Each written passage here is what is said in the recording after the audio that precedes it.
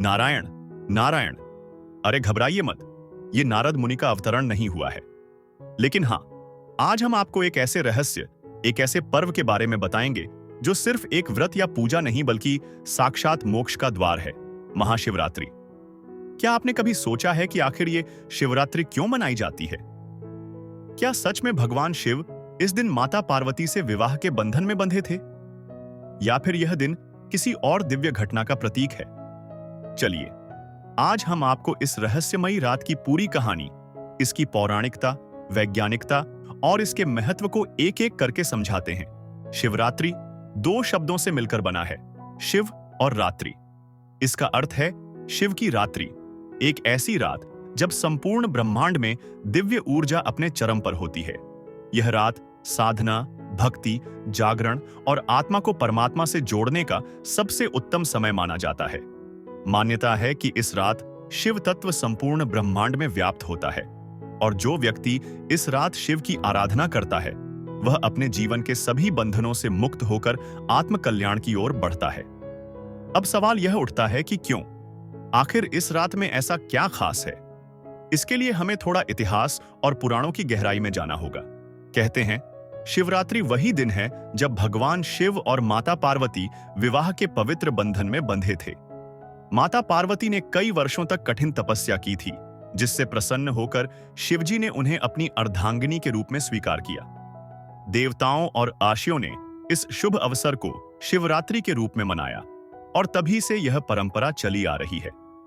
लेकिन अगर आप सोच रहे हैं कि बस यही वजह है शिवरात्रि की, तो रुकिए, अभी कहानी बाकी है। सागर मंथन की कथा तो आपने सुनी ही होगी।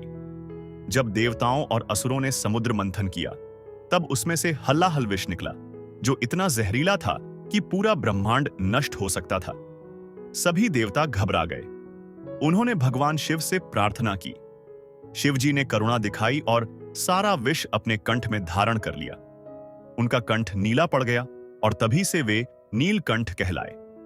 इसी दिन को शिवरात्रि के रूप में मनाया जाता है, जब भगवान शिव ने अपने त्याग और बलिदान से संसार को बचाया। अब बताइए, क्या यह सिर्फ एक व्रत का दिन रह गया, या फिर यह एक ऐसा दिव्य अवसर है जब हम भगवान शिव के उपकारों को याद कर सकते हैं? अब अगर आप सोच रहे हैं कि ये सब पुरानी बातें हैं, तो चलिए आपको विज्ञान की नजर से समझाते हैं। वैज्ञानिकों के अनुसार फरवरी-मार्च के समय पृथ्वी और चंद्रमा की स्थिति ऐसी होती है कि पृथ्वी पर ऊर्जा का संचार सबसे अधिक होता है। यह ऊर्जा मस्तिष्क और चेतना के स्तर को ऊंचा उठाने में मदद करती है। योग और ध्यान करने वाले साधक इस दिन जागरण करते हैं और ध्यान में लीन रहते हैं। यानी अगर आप सिर्फ धार्मिक कारणों से नहीं बल्कि वैज्ञानिक कारणों से भी सोचें, तो महाशिवरात्रि को पूरी रात जागना, ध्यान करना और शिवजी की आराधना करना अत्यंत लाभकारी होता है।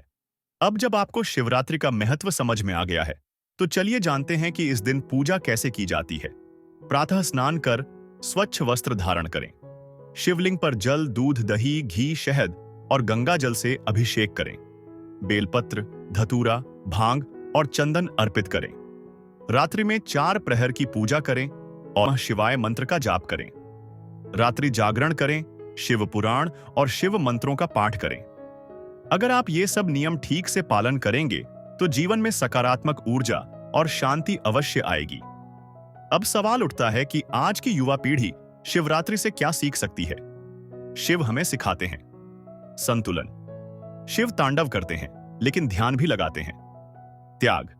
शिव ने सारा विष पी लिया, लेकिन किसी को नुकसान नहीं पहुंचाया। सादगी। भले ही वे देवों के देव हैं, लेकिन वस्त्र सिर्फ बाघ की खाल और गले में नाग।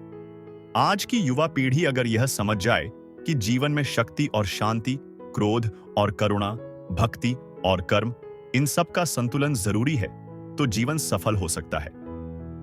अगर आप भी शिवरात्रि के दिन भांग पीने के बहाने ढूंढ रहे हैं, तो जरा रुक जाइए। भांग भगवान शिव के लिए एक प्रतीकात्मक समर्पण है, न कि मस्ती करने का साधन। असली भक्ति का मतलब यह है कि आप अपनी बुरी आदतों का त्याग करें और शिव के जैसे संयम में रहें। तो दोस्तों, ये थी हमारी आज की खास पेशकश, महाशिवरात्रि का दिव्य रहस्य। भगवान शिव केवल एक देवता नहीं, बल्कि एक संपूर्ण जीवन दर्शन है।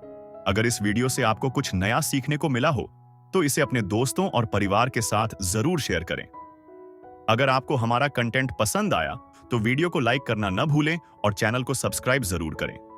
साथ ही बेल आइकन दबाएं ताकि आपको हमारी आने वाली और भी रोचक और ज्ञानवर्धक वीडियोस की नोटिफिकेशन सबसे पहले मिले। कमेंट में हर हर महादेव लिखकर हमें बताएं कि आप इस वीडियो को देखकर कितना प्रेरित हुए। हम फिर मिलेंगे एक नई कहानी, एक नई वीडियो के साथ। तब तक के लिए जय भोलेनाथ, हर हर महादेव।